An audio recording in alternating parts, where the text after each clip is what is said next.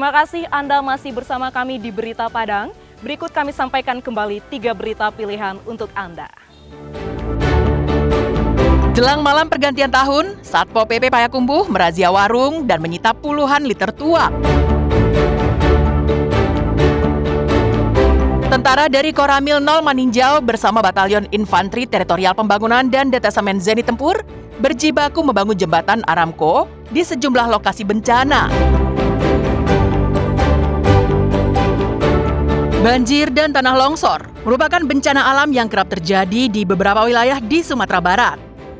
Sepanjang tahun 2025, bencana ini merenggut ratusan korban jiwa, merusak ribuan rumah dan ratusan fasilitas umum, serta puluhan sekolah.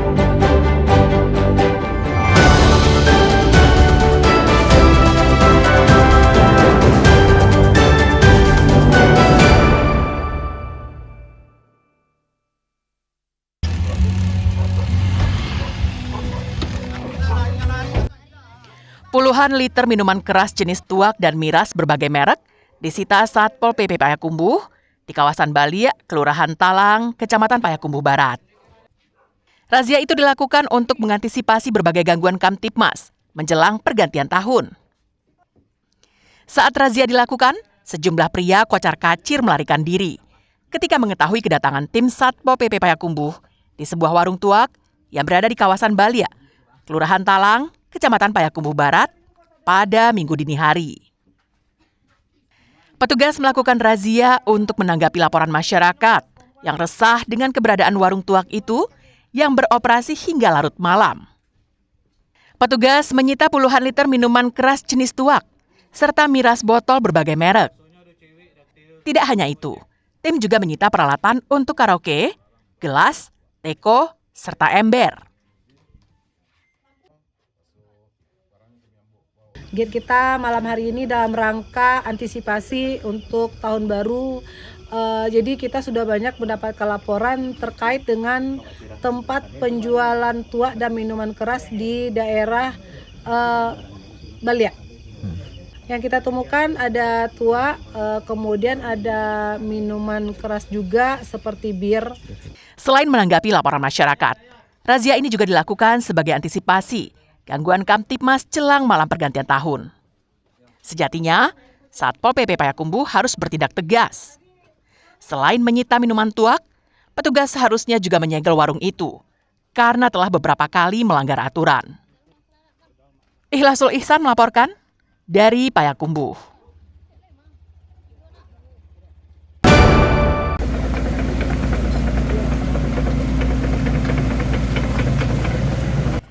Tentara dari Koramil Maninjau bersama Batalion Infanteri Teritorial Pembangunan dan Detasemen Zeni Tempur berjibaku membangun jembatan Aramco di Kecamatan Tanjung Raya Agam. Salah satunya di Bancah, Nagari Maninjau yang tengah dirakit pada Senin siang. Jembatan Aramco adalah istilah populer untuk jembatan darurat atau sementara yang dibangun dengan cepat menggunakan gorong-gorong baja bergelombang untuk menghubungkan kembali akses yang terputus akibat bencana alam, seperti banjir, mengembalikan fungsi ekonomi, dan mobilitas masyarakat. Nama Aramco sendiri sebenarnya adalah kekeliruan dari merek historis Armco, sebuah perusahaan pionir gorong-gorong baja. Sedangkan Aramco yang sebenarnya adalah perusahaan minyak raksasa. Jembatan darurat yang tengah dirakit oleh tentara ini merupakan jembatan penghubung sepanjang 30 meter dengan kekuatan 15 ton.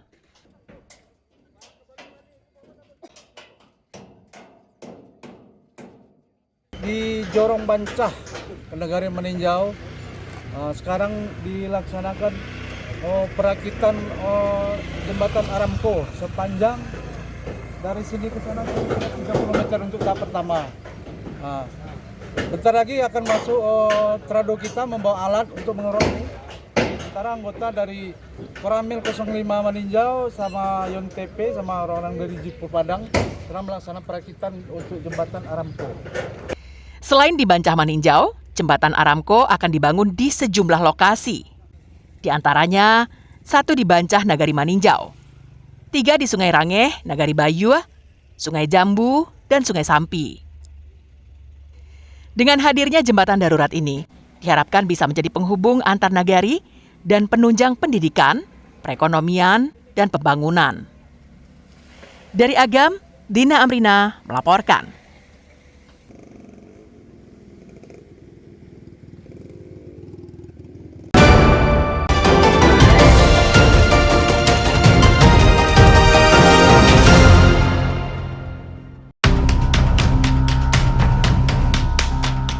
Saat ini masalah penyimpanan jenazah yang belum teridentifikasi bisa teratasi setelah RSUD Agam menerima bantuan peti pendingin jenazah dari Polda Riau.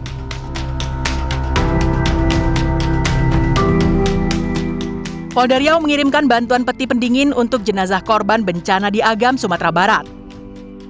Bantuan itu diserahkan oleh Wakapolda Riau, Brigjen Polisi Adrianto Josi Kusumo, kepada pihak rumah sakit. Wakapolda Riau mengatakan bantuan peti jenazah ini merupakan bentuk dukungan Polda Riau untuk penanganan bencana di Sumatera Barat. Direktur RSUD Lubuk Basung, Enrico Krisman, sangat mengapresiasi Polda Riau atas bantuan peti pendingin jenazah ini, karena keterbatasan kamar jenazah yang ada di rumah sakit bisa teratasi.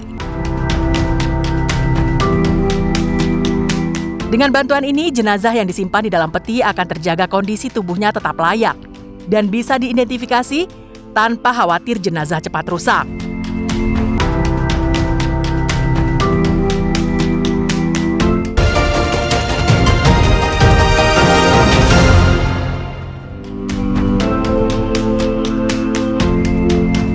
Sama dengan murid sekolah dasar lainnya yang berada di Sumatera Barat, murid sekolah dasar 05 Batang Anai Padang Pariaman ini juga melakukan ujian akhir semester. Hanya saja, mereka terpaksa melaksanakan ujian di bawah tenda pengungsi.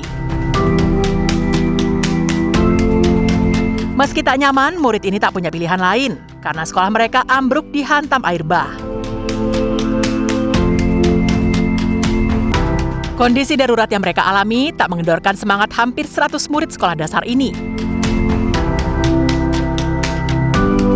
Kelas 2, kelas 4, kelas 5, dan kelas 6 ini tetap serius menyelesaikan ujian sebagaimana mestinya.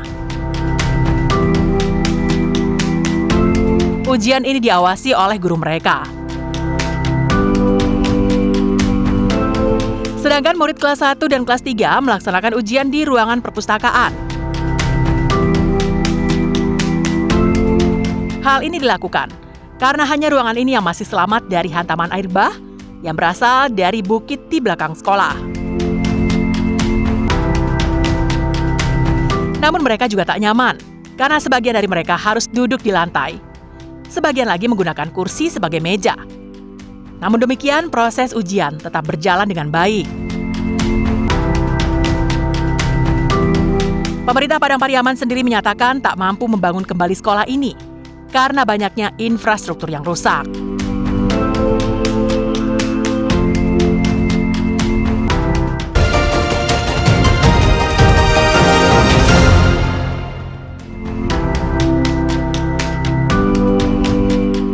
Pemerintah Provinsi Sumatera Barat memutuskan untuk memperpanjang masa tanggap darurat bencana hidrometeorologi hingga tanggal 22 Desember mendatang. Gubernur Sumbar Mahyaldi mengatakan perpanjangan ini dilakukan karena masih banyak masyarakat korban bencana banjir bandang dan tanah longsor di sejumlah kabupaten dan kota di Sumbar belum terjangkau bantuan. Ditambah lagi masih terdapat puluhan korban yang masih dinyatakan hilang.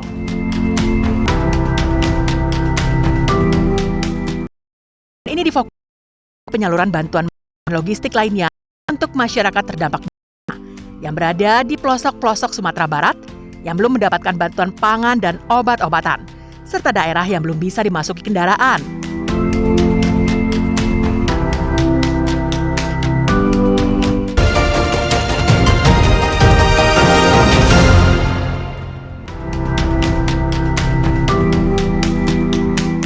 Satu persatu dari puluhan peti jenazah ini diangkut oleh polisi menuju mobil ambulans yang telah bersiaga di halaman Rumah Sakit Bayangkara Polda Sumbar.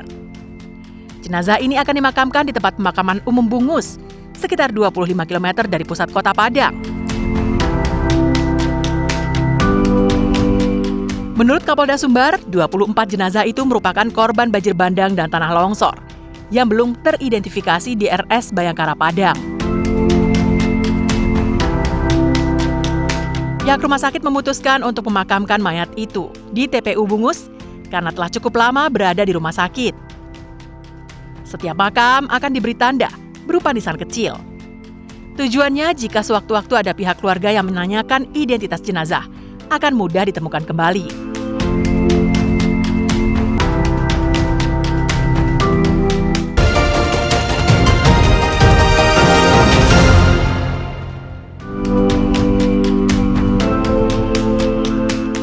Banjir bandang yang melanda kawasan Silayang, Padang Panjang terjadi saat hujan sedang deras mengguyur daerah itu dan menyebabkan banyak pengguna jalan yang berteduh di sekitar rumah dan warung warga.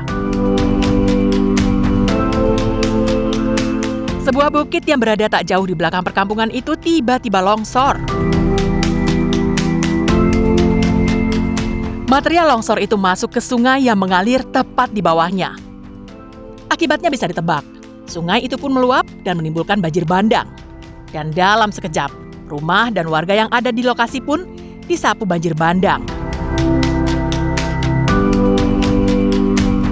Menurut Dandim 0307 Tanah Datar, selain warga yang bermukim di batas kota Padang Panjang Tanah Datar, serta pengendara yang berteduh di lokasi kejadian, 3 anggota TNI yang sedang bertugas juga ikut menjadi korban.